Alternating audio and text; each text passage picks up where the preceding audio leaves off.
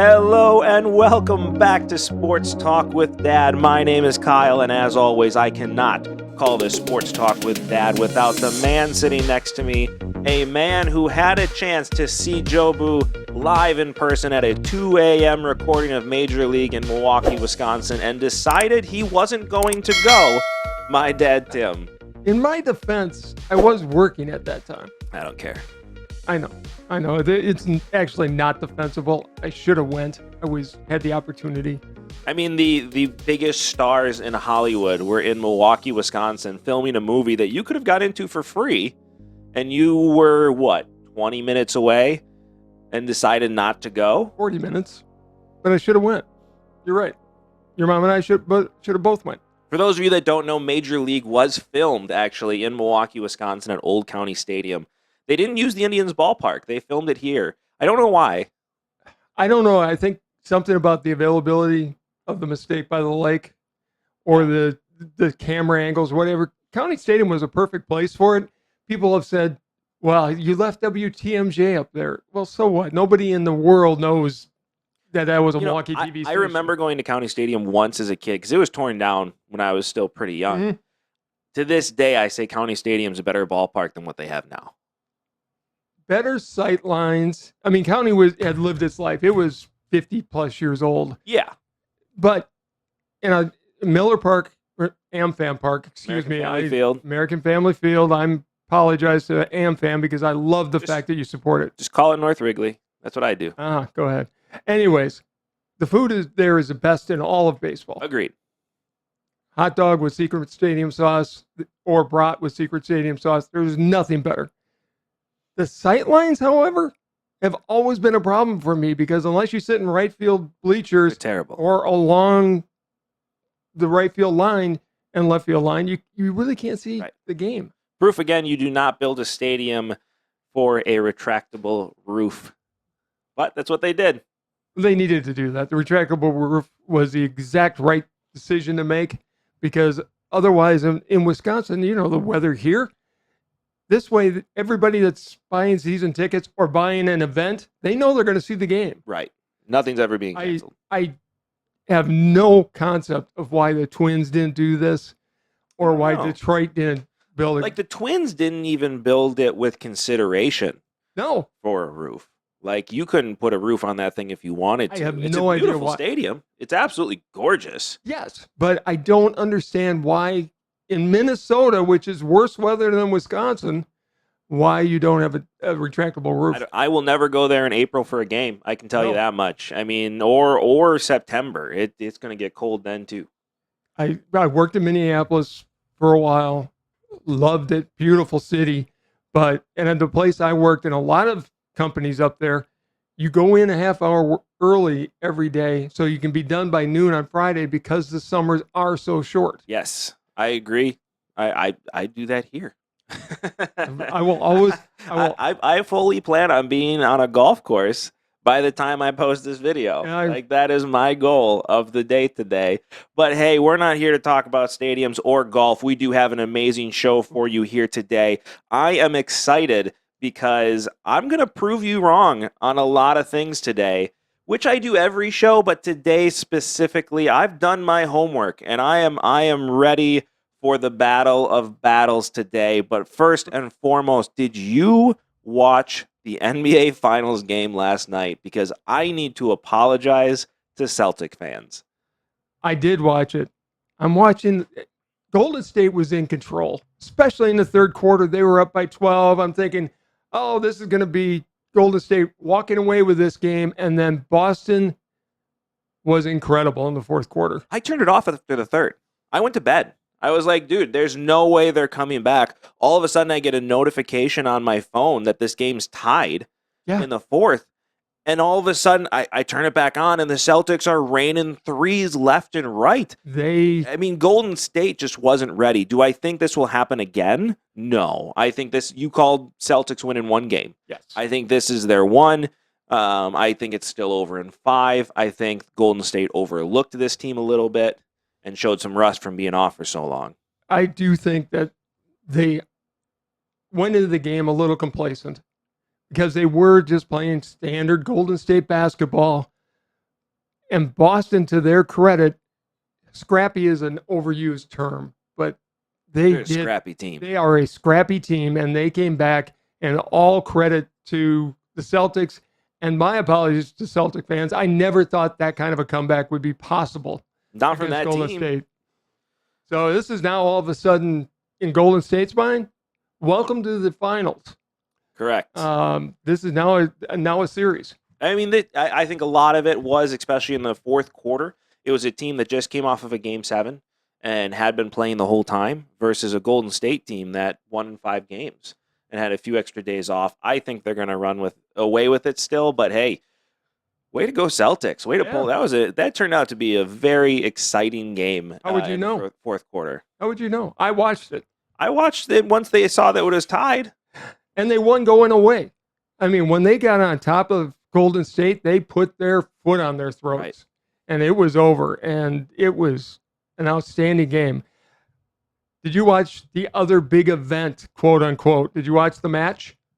For 30 seconds. That was one of the most boring shows I've ever seen on. If I want to watch a bunch of just amateur hack golfers play, right, we'll record you and I being out there. Yeah, I mean, I'd rather go play than watch that. They put Shot Tracer on shots that just went dead right. Tom Brady's not a good golfer. He should not have been on there. Give me Larry Fitzgerald, Adam Vinatieri. Adam Vinatieri. Thank you, Adam Vinatieri. Or even, I don't know. Just pick your other golfer that you can get. Larry Fitzgerald is an outstanding golfer. I'd like to see Seth Curry. He's another one who's a great golfer.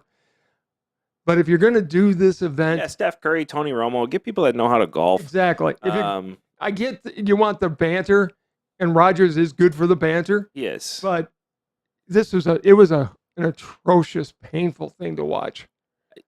I mean, Patrick Mahomes did have the best comment of the night, saying he was nervous that it would come down to a coin flip. I thought that was really funny. Good. Other than that, it was pretty boring. I turned it on for the end. Mahomes started to get hot towards the end there, and Rodgers being clutch, man, with a birdie putt to win it all. I don't care. What did he win? They couldn't even hit the match. Okay, congratulations. But it's Rodgers being clutch. What's been the biggest argument about Rodgers is he's not clutch, and he was. He hit the putt, and if that's a sign for things to come. Can he please be that clutch in a playoff game? Well, here's the thing. So with Aaron Rodgers, the conversation has very much been he's not clutch. And the last 2 years show that, right? But especially in the regular season, how many overtime games has he won for the Green Bay Packers? Even in the playoffs, think of that throw to Jared Cook along the sideline. Think of we lost that game against the Cardinals, but that was because of blown defense, right? He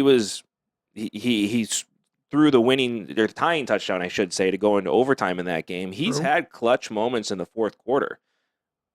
True. So my question is to Packer fans here, and I'm going to ask you this specifically. People like to give Aaron Rodgers a lot of crap, right? People, for whatever reason in Green Bay, don't like to have a 4-time MVP on their team. I do. So let me ask you this. Out of all, let's talk about Favre, because Favre is who people in Green Bay love. Favre was the gunslinger. Favre was the revival. And Favre was also known for having a lot of backups. So look at this list here of backups, if I can get to the right screen here, and tell me, who would you rather have as your starting quarterback for the Green Bay Packers, if not for Aaron Rodgers? There's no question I want Aaron Rodgers. I'll actually make the case that Aaron Rodgers is better than Brett Favre. Aaron Rodgers is better than He's much better.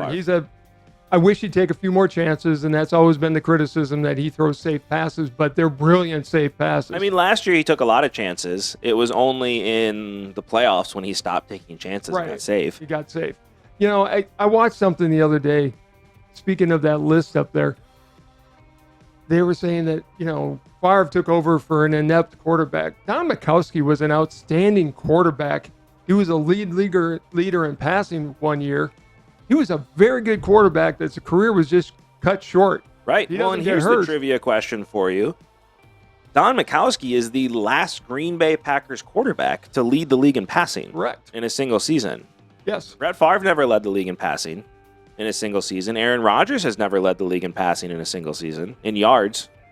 Don Majkowski is the last quarterback the Packers have had to lead the league in passing yards in a single season. He was a very good, solid NFL quarterback. I wish he was our backup now. I'd feel much better going into the season. Well, and one of the greatest mullets of all time. Well, it was the age of the mullet at that time. I mean, it was a solid mullet, man. I got to give him credit for that. But look who else he had on here. He had Ty Detmer as a backup, Mark Brunell, who almost was the Packers starting quarterback over Brett Favre. Almost. Mike Holmgren, there were a couple times he wanted to pull out Favre and put in Mark Brunell. The famous video of going, get him. No, just leave him. Leave him. And he was right to do it. I mean, Favre was just a unique talent. Yep. Here's a trivia question for you. Let's even include Favre on this list. Of all the quarterbacks you see up there, including Favre, which quarterback has the most Super Bowls? I'm assuming Bart Starr is on there? No. The most Super Bowls? Most Super Bowls of the Packer quarterbacks you see listed, and even including Brett Favre, which quarterback has the most Super Bowl rings to their name? I have no idea. It is Jim McMahon. Yeah, okay. Jim McMahon has two Super Bowls, one with the Bears and then one with the Packers. You could argue Doug Peterson as well because he has one as a coach. Look, Doug Peterson didn't even suit up for games. Doug Peterson was on the Super Bowl team. Yeah, he was their backup. He never suited up for the games. He just had a suit underneath his overcoat because he knew he wouldn't play. Right. I mean, it's an amazing backup. I think, Doug Peterson was a good quarterback for the Eagles for a long time. Jim McMahon was solid for the Bears and a good backup for us. Aaron Brooks had a very good career. Yes, he did. He just was unfortunate to play for a really bad Saints team. Only on the Packers 1 year and was traded. He was a fourth-round pick for the Packers, and they literally traded him the next year to the Saints for a second-round pick. They did a solid for him. Yeah, yes. Very, very good quarterback. Craig Nall, who ended up having a cup of tea with the Lions for a little while. It's solid. JT O'Sullivan, who was on that 0-16 Lions team. So he was a part of it. I don't even remember him. JT O'Sullivan, he was third string for the Packers, but he was the Packers draft pick at that time. Ty Detmer was on the team for a while, and then Matt Hasselbeck, of course. The most successful of the Packer backups, unless you count Kurt Warner, who I don't. Still shouldn't be in the Hall of Fame. I didn't include anybody on this list that was on the practice squad, or it wasn't even on the practice squad. That was a training camp arm for a week and a half. I get that's the famous thing, right? But he was with the Packers for a week and a half and was cut. He doesn't count on this list. Count. But I mean, it's a good list of solid quarterbacks, but who would you rather have? Aaron Rodgers is the answer on this list, and he's been our starting quarterback since the 2008 season. The Packers are incredibly blessed. They're one of the few franchises in history to go back-to-back Hall of Famers. I think it's us in San Francisco. And the Packers have done it the harder way than San Francisco. They knew what they were getting when they brought in Steve Young. Packers had to develop Rodgers, and they went from Favre to Rodgers, 30-plus years. Who are they going to get next? I mean, they already have their Hall of Fame quarterback, the next one on the bench, and Jordan Love. Sorry. He's the answer, man. I'm hoping. He's a first-round draft pick. That'd be cool. Time to do him a solid and trade him. It's time. It is time. Joe Boo agrees. You know what today is, though, right? Today is National Donut Day, which love donuts. I can't eat. So happy National Donut Day to everybody. I'll eat yours for you. I appreciate it. It is also the anniversary of one of the worst calls in sports history. I prefer to think of it as one of the classiest moves ever made by an umpire. It was classy, but Major League Baseball needs to go back and reverse that decision and give the kid his perfect game. If you don't know, it is the 12th anniversary of Jim Joyce costing, I forget his first name because he's only there for Andres Galarraga or Armando. Galarraga is his last name, but it costing him the perfect game It was clearly an out. It was a perfect game. Called him safe. He got the next out. Ended up being a one-hitter. Guy was in the league for another, year and a half? It was his one moment of glory. And it's, to my point, when Counsell brought out Burns when he was throwing a no-hitter, it's something you never, ever do because it may never come back again. It may not. That was his one chance to really do something. And once again, proves my point. Umpires are the problem in Major League Baseball. Okay, that's where this is going again. And a replay, if it would have been there, obviously it would have been reversed and he would have gotten his perfect game. So they fixed that part. But what I'm talking about is balls and strikes. Go ahead. And it is time to bring in the robot umpire. And I don't know how you don't agree with me on this. Okay, let me just say this about this. It works. Welcome to Kearney Grammar 101. Baseball has come out and they've said that, look, the technology is still not there completely. Well, here, let me call it in a real time. Let me show you something interesting. So you can get some scorecards from the website umpscorecards.com, and you can search by any games you want. You can search by the best games, the worst games. I'm going to show you a couple, 4 of these being from 2022, this year alone. Oh, I see you included Angel Hernandez. I included Angel Hernandez. He's the poster child for bad calls. 77% accuracy on his calls. I mean, look at that. Okay. I mean, look at the consistency on this. On the bottom left corner of Angel Hernandez here. I'd rather not. I mean, he watches the catcher instead of watching the ball. He does. Well, I knew you'd say that about Angel Hernandez, so I did my homework and made sure I had more people on here. You look at Malachi Moore, who's 84%. Look at the misses he's had. Not consistent at all. You look at Jeff Nelson. Look at the right side of the plate on that. I mean, talk about a guy who's not seeing where the ball is and not being consistent at all. Like, he's calling strikes on balls. I mean, 68%. You know what that tells me? That he shouldn't be behind the plate. How are you missing? Well, how are you missing these calls? To me, this is a catcher setting up on the inside and giving him a skewed vision. Look, okay. Former catcher. Hold on. Let me, because I have 2 more. Rob Drake here, 84%, missing again on the right side of the plate. But I also included Don Bellino, and the reason I included this is from last year's World Series. Yeah. And this is a huge issue. 80% accuracy in a World Series game that's decided by 1 run. Game 4 of the World Series decided by 1 run. And you have an umpire behind the plate who is only 80% accurate. And you want to talk about consistency. Look at these calls. Okay. These aren't consistent. These are misses all the way around, and misses at different points. Some are strikes, some are balls, and they're in the same spot. I've got a couple questions. Number 1, did he call, and using Bellino, did he call it the same way for both teams consistently throughout the game? And the other part of this, and I will fully admit, former catcher here, there is an art to the science of catching where you're trying to bring every ball in and frame it. Sure. And I like that human part of the game. And I don't think the technology isn't there yet to do what you want to do. It's just not there in real time to turn it over to computers. And I think most people in baseball and most fans agree, they don't want a computer calling balls and strikes. I disagree. I think most people want balls and strikes called because you want the consistency. And to show, okay, is it the same for the same team? Look at the bottom left. You have 1 ball that's completely outside the zone being called a strike, and you have a ball that's even closer being called a ball. It doesn't matter at that point if it's different. That's to me, it's 2 balls that are completely in the same area being called differently. Well, let's look at Jeff Nelson. His misses are very consistent. The same with Malachi Moore. They're not though, because look at the green dot in there. That's called a ball. I'm just saying. And the rest of these are called strikes.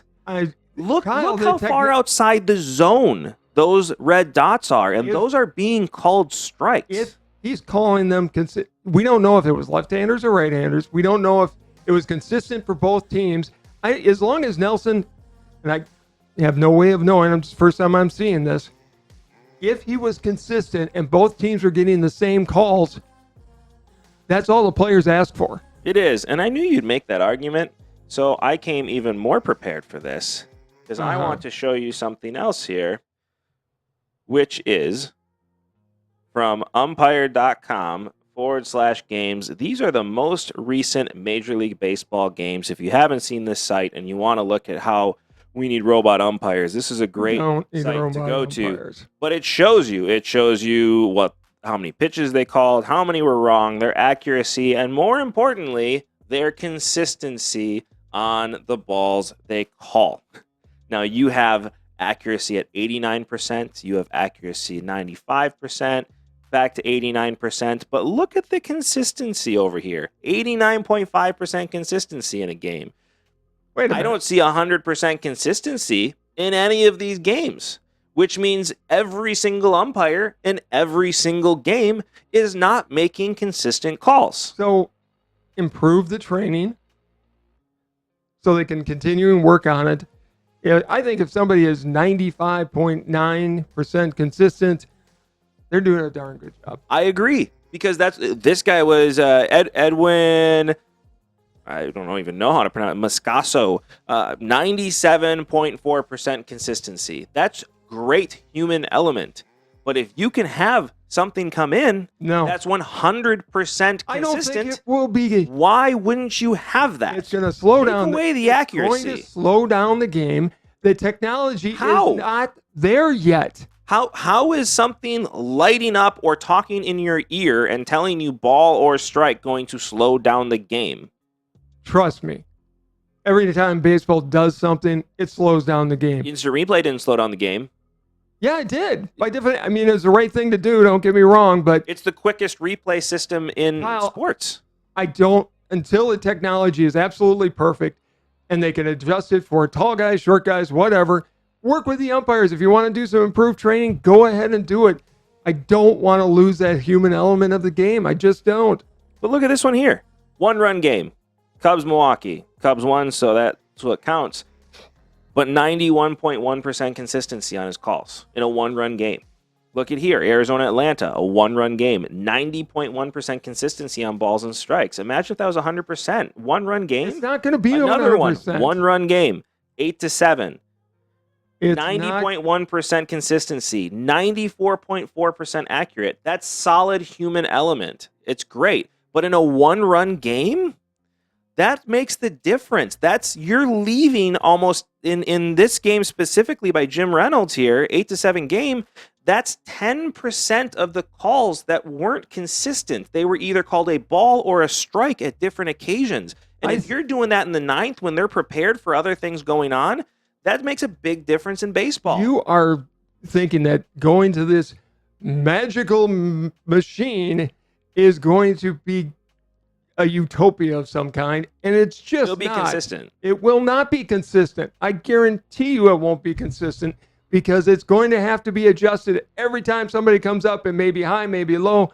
No, until they absolutely perfect it, they try it in the minor leagues, they actually do some beta testing with it.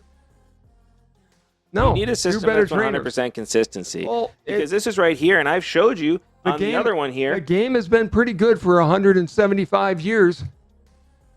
Have good umpires. Has it? Yes, it has. It's the greatest game ever invented. I mean, let's come back over here. Again, you have a World Series game where you have an umpire that's missing 20% of the strikes. Is that Hernandez? No, that Hernandez isn't allowed to be behind home plate for World Series games. Don Bellino, and that's, by the way, not a lie. He's not included in World Series crews because he's terrible. No, I'm talking about Don Bellino. 80%. Dan Bellino, by the way. Dan. I'm sorry, Dan. But he's 80% consistent on his strike calls, which means he's inconsistent on 20% of his strike calls in a Game 4 World Series game decided by 1 run. I've got so much respect for umpires. They do a very thankless job, and they do it very well.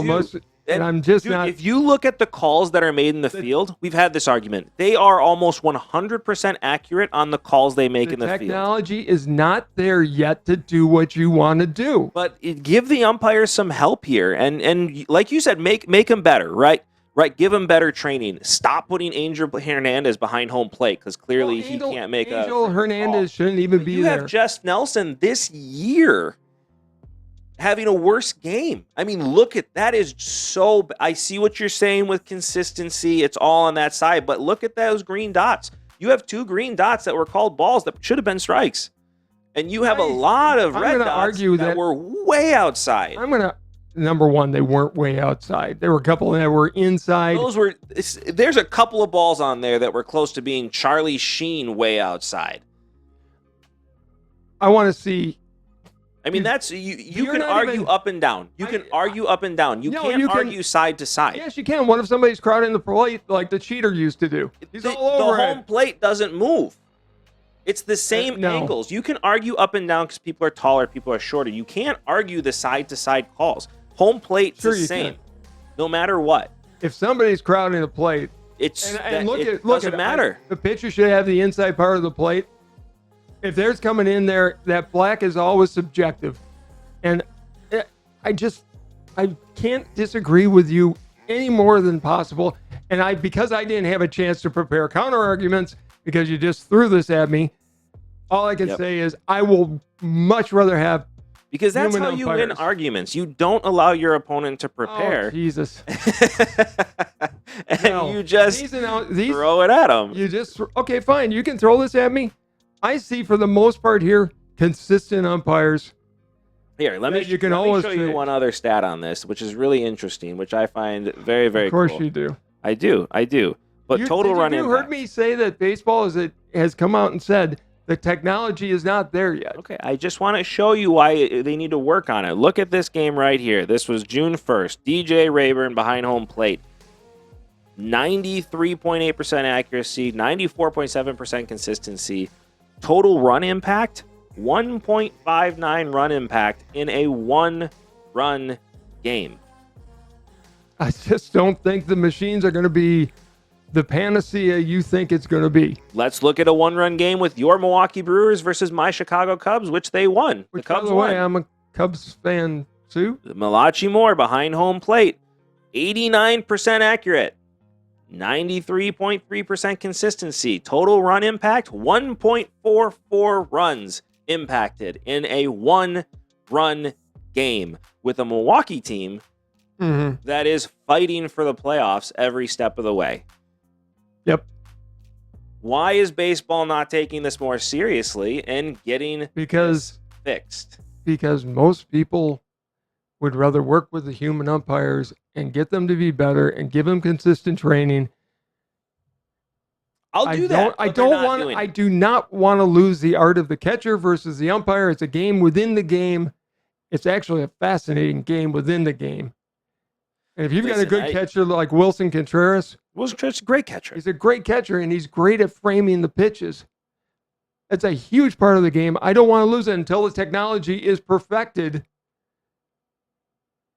Then beta test it for about 15 years. All I'm saying is, if you get 100% consistency, I'm not even concerned about accuracy. I'm concerned about consistency. Having in a 1-run game, making an umpire making calls that impact more than 1 run in a 1-run game. I don't think it's going to be. I don't care if you get one pitch inconsistent. I mean, if there's somebody on third in the bottom of the 9th and you call a ball a strike that's been a ball all day long, yeah, I only got 1 wrong. Yeah, you got the most important pitch wrong. Okay. Get the technology fixed before you can even have this argument.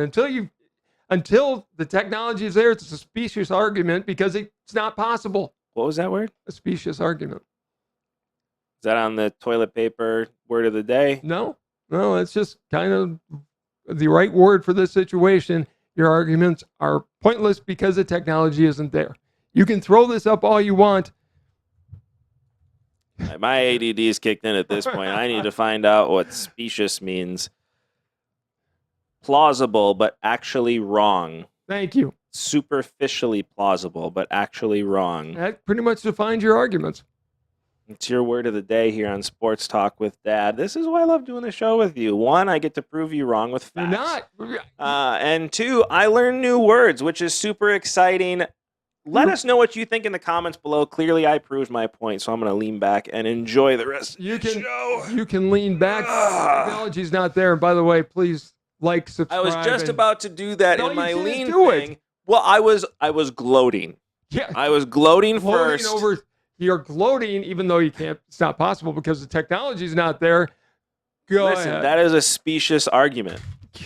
As everything you just said for the last 10 minutes. Yeah, me pulling up facts is wrong. You know. Fix this. Oh, wait a minute. The technology's not there, so right. you can't touch it. You're right, Dad. The Earth is flat. You know, you believe what you want. But do me a favor here. Let us know in the comments below what you think. Obviously, I've had my argument made. I understand your argument as well. It's wrong, but I understand it. Wrong. But let us know what you think in the comments below. And while you're down there, don't forget to do this right here, which is like, subscribe, and hit that notification bell so you get notified every time we drop a new video. So you get to enjoy this show as much as we enjoy making it. We do have some other sports news I wanted to talk about. We did have two legends decide to walk away. And I wanted your opinion on them. One legend. Two legends. Legend? Frank Gore is a legend. Yeah, okay. And he's Ryan a good player. Fitzpatrick's beard Magic is a legend here. But I wanted to get into Frank Gore first. Frank Gore does sign a one-day contract with the 49ers to walk away, as he should have. My question to you is he a Hall of Famer? He is third on the all-time rushing list with 16,000 yards, which, by the way, is the most impressive stat, that he ended his career with exactly 16,000 yards. This isn't me. That's not possible to do. It's just bizarre. This is literally me not just like rounding up or rounding down to say 16,000 yards. No, he finished his career with exactly 16,000 rushing yards. It's like Bob Uecker's lifetime average is exactly 200. Perfect. 19th all-time on rushing touchdowns with 81. These two stats, I think, are amazing. Seasons with 1,000 rush yards. 9 seasons with 1,000 rushing yards. Seasons with less than 500 rushing yards, including seasons where he got hurt and played 12 games. 0 seasons in his entire career in my mind, less than 500 rushing yards. In my mind, he's a first ballot Hall of Fame. I think so too. I've heard a lot of arguments from people saying he doesn't belong in the Hall of Fame. You can't look at those stats and say that. That's my thought too. Like, how can you look at this and not say, okay, this is obviously one of the greatest players of a generation? Frank Gore wasn't a player that was talked about a lot. He was always sneaky good. He was sneaky. I was going to say sneaky dominant. Yeah, that's a better way to put it. He destroyed the other team consistently by just being the guy that would break that tackle when you couldn't let him break a tackle. Right. He was just a great player. Well, and it's you'd have an angle on him, and you know he'd be down, and the play's over, and he just pops out and just plows people over. He reminds me a lot of he does. I should say A.J. Dillon reminds me a lot of Frank Gore in that way, just on legs alone. Yes. I mean, the guy was freaking tree trunks for legs and just had a motor that kept on moving. I agree with you. I think he's a first ballot Hall of Famer. I don't know how he's not. Looking at these numbers and these stats and this domination, I don't know how he's not a first ballot Hall of Famer. I sent you the video on the other guy who should be in the Hall of Fame, and I don't think he's ever going to get there, but he should be, and I can make a case for it. Sterling Sharp. Oh, yeah. Of course he should. I mean, he's 7 years dominant. Calvin Johnson only played 9. And Sterling Sharp was every bit as dominant as Calvin Johnson was. But he played in Green Bay before TV was a big deal. That's not true. Every game was on. Every game. The Packers were on every week. They weren't the team they are. I mean, he played with Don Mikowski. But they also had some unbelievable years with Favre. 2. Before he got hurt. And he was just the times he led the league in catching I don't have the stats in front of me, but I can make a case for Sterling Sharp being in the Hall of Fame. And I love what Shannon Sharp said. He only play in the Hall of Fame, then he wasn't even the best player in his family. Right. I agree with that. But Frank Gore belongs in the Hall of Fame, in my opinion, as well. And let us know down in the comments below if you agree or disagree and why. But I don't think you can look at these stats as a Hall of Fame voter and not say, let's put this guy in the Hall of Fame with these stats alone. Look, I'm not a 49ers fan by any means, but you got to give the devil his due. And he was just... Because you'll put a fiddle of gold against his soul? Because he thinks he's better than you? Wow. Nice Charlie Daniels reference. I mean, you started it. I just had to finish. I couldn't let it hang out there and not continue the song. So let's go to your other player on the list. The other player is Ryan Fitzpatrick. He has walked away after playing with several teams, having one of the greatest press conference outfits of all time when he came to Tampa Bay. My question is Ryan Fitzpatrick a Hall of Famer? No. Really? No. Really? No. Why? No Pro Bowls. No Pro Bowls. Playoffs. But he's on a lot of bad teams. No. You look at a guy and go, should he belong? I know he's probably got some decent stats. I'm not arguing that, but I do not see him. He was the guy who came in when they didn't have a quarterback, and he would make things happen for a couple of years. But no, I don't see him. Oh, I agree. I agree he doesn't belong in the Hall of Fame. I agree. My question is how can you not put him all in the Hall of Fame if Kurt when Warner's you already set the precedent with Kurt Warner? Let me show you some interesting things here. Look at these stats. Fitzpatrick on all his teams and Kurt Warner with his lovely gold jacket. Very handsome guy. Great story. But look at the pass yards. You know the difference. Who has more pass yards? You know the difference. Who has more pass yards? You know the difference? An MVP and a Super Bowl. Exactly. But hold on, because I have come prepared today, sir. First time for everything. I know. I'm impressed with myself. Pass yards, Fitzpatrick has more. Passing touchdowns, Fitzpatrick has more. Games started in the NFL, Fitzpatrick has more. Completion percentage, they're not far off from each other. And overall rating, Kurt Warner does win at that one. But why? Why would that happen? Let me see. Maybe because of this next thing here, which is the top receivers they got to play with. You look at Ryan Fitzpatrick's top receivers. His top receiver of all time was Brandon Marshall. Great receiver, not a Hall of Famer by any means. Nope. Quincy Enunwa was one of his top receivers. One of the brilliant receivers of all time. Exactly. First one that comes to my name when I think Hall of Famer. I think Mike Evans, he played with him for a year. Good receiver again. Devontae Parker, another solid receiver, right? Not a Hall of Famer by any means. And then you have the wide receivers that Kurt Warner got to enjoy. Isaac Bruce, Hall of Famer. Torrey Holt, who should be a Hall of Famer. Just he did not get enshrined this year. I got to assume it's coming very quickly. Larry Fitzgerald, who will be a first ballot Hall of Famer.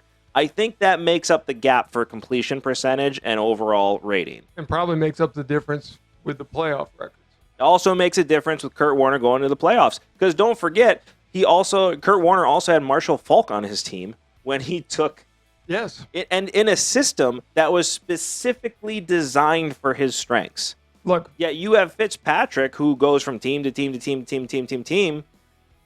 Bad teams, by the way. Because like you said, he's an in-between starter. That's all he ever was. He was only ever an in-between starter while they try and figure it out. He had his one shot to really be a starter in Buffalo, and it didn't work out because he wasn't that type of quarterback. He comes out of Harvard. Warner had teams built ready around him to go. Well, yeah. I mean, Warner was the luckiest man in the world when Trent Green went down. Right, because that team was built for Trent Green. It was ready. It was ready. And they would have won with Trent Green or with Warner. I mean, it was just a great team.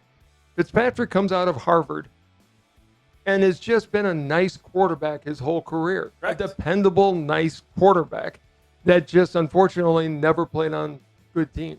I mean, he's not a Hall of Fame quarterback, but he was a guy that was definitely an in-between quarterback for a lot of teams. You just wanted to take the opportunity to once again slam Kurt Warner. I don't know how you can't put Fitzpatrick in the Hall of Fame when Kurt Warner's in the Hall of Fame. I'm sorry, I don't. Like, looking at this and looking at Fitzpatrick's overall career, he has more passing yards, he has more touchdowns, he started more games than Kurt Warner did. And he's played with worse receivers on worse teams. Kurt Warner look at that receiver list alone. I mean, one of those receivers that he got to play with outranks every other receiver that Fitzpatrick has ever played with. How can you not put Fitzpatrick in the Hall of Fame if you have set the precedent by putting Kurt Warner in the Hall of Fame? Kurt Warner is football's Mendoza line, the lowest possible person. Right, which means you have to put people in that are above that line. Well, and Fitzpatrick is above that line. He can go to bed at night sleeping on the fact that he made over $81 million. Yeah, he sure can. I mean, he's an extremely smart guy. You don't go to Harvard if you're not extremely intelligent. Harvard. He was a football player, though, so was he really that smart? Yeah, he went to Harvard. You don't get scholarships to go to Harvard on sports. We could have. You can't get scholarships in athletics. Ivy League does not give any athletic scholarships. You have to get in by academics or lots of money. We could have gotten in because of the Declaration of Independence thing. Yes. I don't think that's a thing anymore. I don't think that's a thing anymore. I don't know. For those of you that don't know, it used to be a thing where if your ancestor signed the Declaration of Independence, you could get into Harvard. We have an ancestor that signed the Declaration of Independence, but I don't think that's a thing anymore. I think that gene pool's a little too spread out at this point. Hey, ours is I can make a very direct link between us and him, and it's not that far. It's not. Thomas Nelson Jr. is the guy. Look it up. He's signed nice and big. But, yeah, no, I don't think that's a thing anymore. But back to my point, because, again, I'm on fire today. How can you not put Ryan Fitzpatrick in the Hall of Fame? Because he never played. Kurt Warner is not only a Hall of Famer, first time. First ballot Hall of Famer. Okay.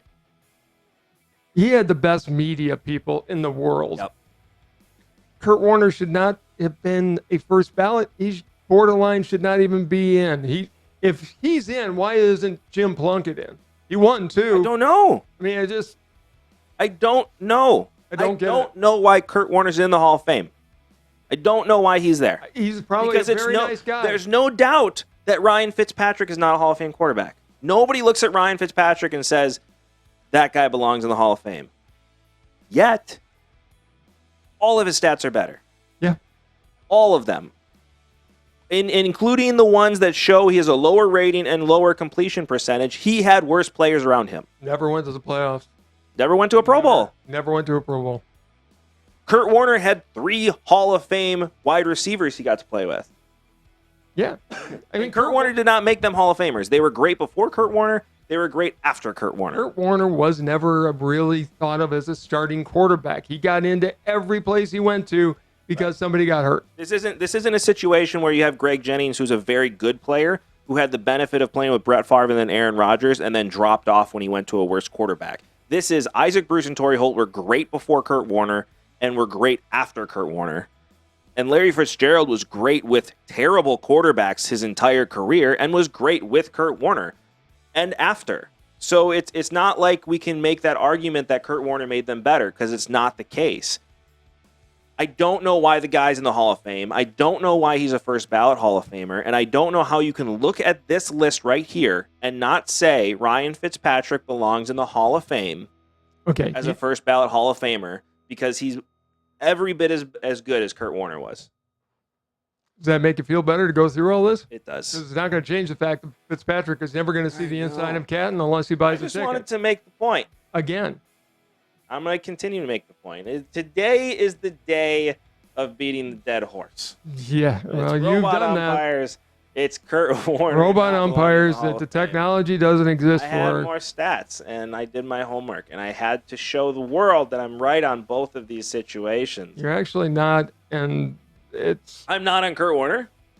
No, you're right about Kurt Warner. You're not right on the having little R2-D2 behind home plate. I am right. I already proved it. No, you haven't. You know, yeah, science. Oh, yeah. follow the science. Is there going to be another argument? Well, never mind. Yeah. That's going to go down a bad trail that we won't do. Trail. I do have some other things I wanted to ask you about because there is some more ahead. sporting news going on in the world today. So I have some questions I wanted to ask you, and I'm going to give you a short amount of time. This is going to be a quick one. Lemon-filled donuts are my favorite. Ew. I love lemon. Ugh. Lemon-filled donuts? That or, can I say what I grew up calling them? Monkey? I don't know. Monkey? Monkey turds? Monkey turds? They're actually, I think, called crawlers. But they're those, like, coffee Dunkin' sticks. I grew up calling them monkey turds. I learned it from your mom. That does sound like a mom thing to say. It is definitely your mom. So I should say. But you can't really blame mom for that. Okay, I grew up calling it something. I didn't meet your mother till I was 24 years old. Look, that was a wrong phrasing. I didn't grow up. I grew up with as we had you. I've never called them monkey turds. Your mom did it all the time. Mom also pronounced church with a T and got me in trouble at Catholic school for saying the word wrong. Mom has her own South Milwaukee lingo, and she didn't even grow up in South Milwaukee. She grew up on the north side. So I don't know where she gets it from. She definitely has a way of saying things, and I love teasing her about it. She's a good sport, which is always fun. Yes, it is. And I'm not saying any other words. What's the other one? Oh, she's got another phrase. I forget. Anyways, you want to ask me questions. Let's get back to the show. Back to the show. My favorite donut, by the way, is the Glazers from Quick Trip. Those are good. But hands down, those are my all-time favorite. You know what I'm not a fan of is Krispy Kremes. I can't stand like Krispy Kreme. I don't like them. I've never understood people that I had never had Krispy Kreme growing up because Wisconsin, you can't find them. You can now, but growing up you couldn't. Went down to Florida where Krispy Kreme is everywhere. It's like king. Right. And had one. Really excited for it. I even heated up in the microwave like I was supposed to. And I'm like, this is nothing. No. This is a stale donut. Like I grew up on the best donuts ever invented from Smith's Bakery in Portage, Wisconsin. The best bakery, hands down, I've ever been to. And so I was kind of spoiled. And Krispy Kreme's never made the cut. No, I've never had it fresh, though. I've heard it's better off the assembly line fresh, but I'll take my Quick Trip Glazers all day long. Shout out to Quick Trip. Before we go on to these questions, don't forget to do one thing for me. Like, subscribe, hit that notification bell so you get notified every time we drop a video, and you get to enjoy the show as much as we enjoy making it. I'm going to put time on the clock when you have run up. I want 30-second answers on this, and I'm going to hit this fun little air horn button because I don't get to use my soundboard enough personally, and I want an excuse to do it. But these are real questions. I never give 30-second answers to anything. I know. That's why I'm putting you on the clock here. Okay. So, starting off, U.S. soccer star Christian Pulisic unhappy with lack of support they received in Cincinnati with their World Cup qualifier, which they won 3-0. Agree or disagree with Pulisic's analysis of U.S. fans not supporting the men's soccer team? They support the women's soccer team. That's the better of the two teams.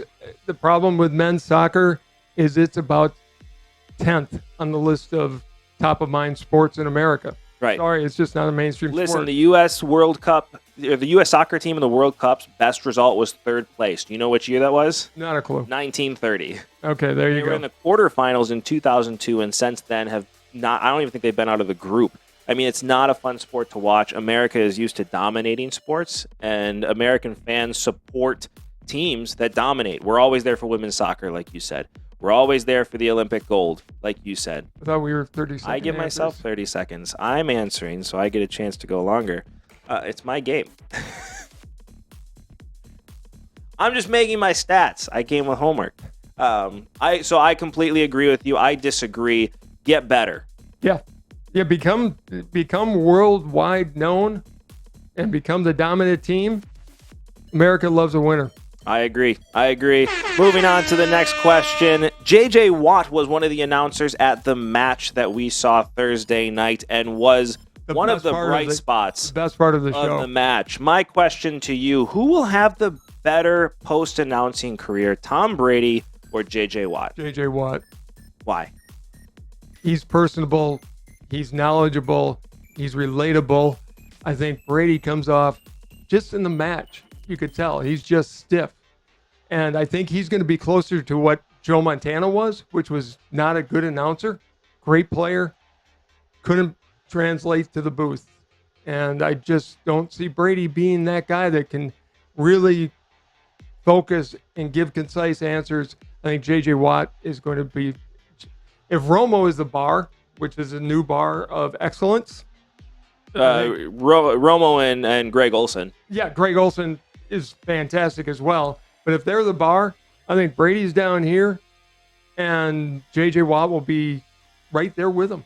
I think J.J. Watt's going to at first have the better career. I think he's very much more like a Tony Romo. He's better polished and does have the better charisma about him. What do you know? 2 Wisconsin guys coming out the gate strong. I think I see Tom Brady much more as a Troy Aikman. Troy Aikman took time. He's gotten better, but Troy Aikman was very tough to listen to when he first went to the booth. He's still tough to listen to in a lot of ways. I think that's more around Tom Brady's going to be more on that side. He may be worse, but he also just got the highest paid contract at $17.5 million a year to go to Monday Night Football. Good to be the GOAT. Moving on to the next question here. The LIV tournament, golf tournament, is really starting to get some steam with Dustin Johnson's going over there. The PGA tournament PGA Tour has made it clear and drawn a line in the sand that if you go play anything at the LIV golf tournaments, you will not be allowed to play in the majors at the PGA. With all the golfers going over there, true or false, you think that the LIV golf tournament and tour will become a legitimate threat to the PGA Tour? Not in the long term, but in the short term, they're going to get some juice going over there. Dustin Johnson is a huge person, but again, he's not the gregarious, personable guy. But I do like, the LIV golf is going to have 3-man teams. They're all going to make a fortune, and rumor was Johnson received $125 million reasons to go over there. Right. I don't think you can keep somebody like that out of competing for the U.S. Open. I think he'll certainly get invited to the Masters. I think that if he ends up playing that tournament, the PGA Tour will make a point. Somebody's going to blink. And Dustin Johnson will not be invited to play in the majors. It's going to end up in court. You think? Oh, God, yeah. Yeah. I mean, this is going to, whether it's Johnson or somebody is going to be represented, and they won't be paying for it. The Saudis are going to pay the attorney fees, and they're going to sue the PGA Tour. And I don't think a lot of people are going to watch the LIV golf. I don't even know if it's on TV over here. I haven't heard much about it. Their first tournament is coming up very, very quickly. Right. People talk about the majors. PGA Tour does have the majors, but those didn't exist forever. Obviously, the LIV Golf Tour will have their own tournaments coming up. So could these guys end up being just the first of what will become? I don't know. My question is, when it comes to court, you as a USFL team, you can't sue to play in the Super Bowl because you play in different leagues. It doesn't work that way. I don't think Dustin Johnson would stand a chance in court. He has his PGA Tour card, but they can say he didn't qualify, and that's where the question is going to come into play. He's a top 10 PGA. He's top 10 on the PGA Tour right now, so he qualifies for the event. That's where the argument's going to be.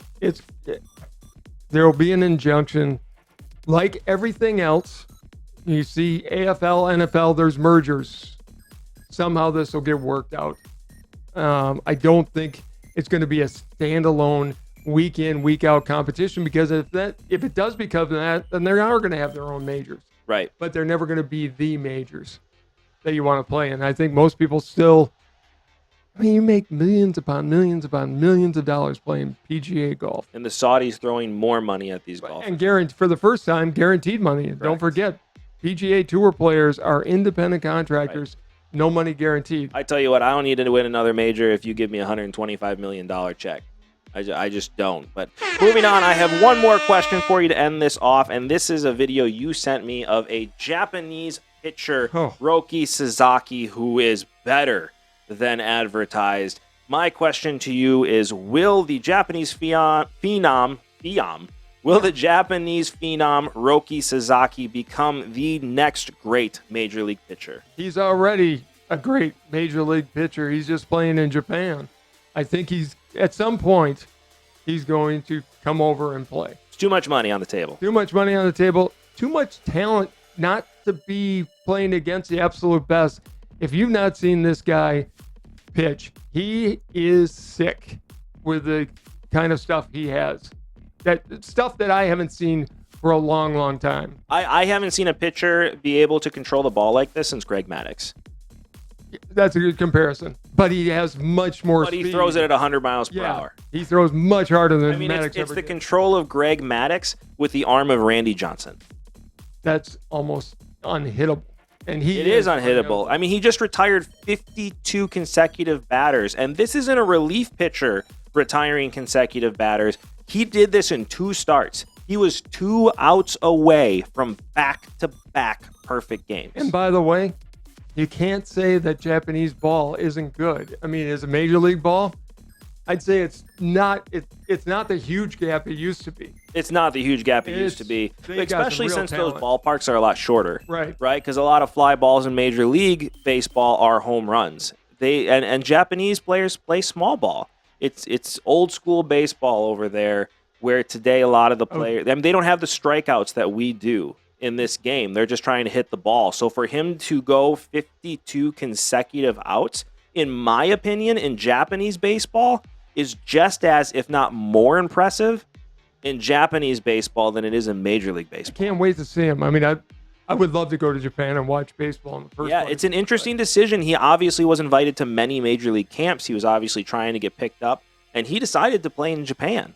He said, I'm staying here. He was right there with Ohtani. They came up at the same time, and Ohtani decided to come to Major Leagues, and Sasaki decided to stay in Japan and play.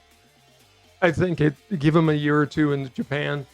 He's then done Japanese baseball. I don't think he makes it another season in Japan.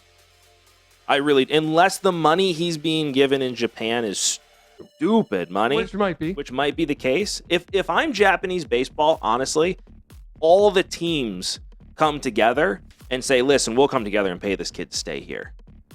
I don't think that's going to be the deciding point. I think when you've got that kind of talent, you should play against the absolute best.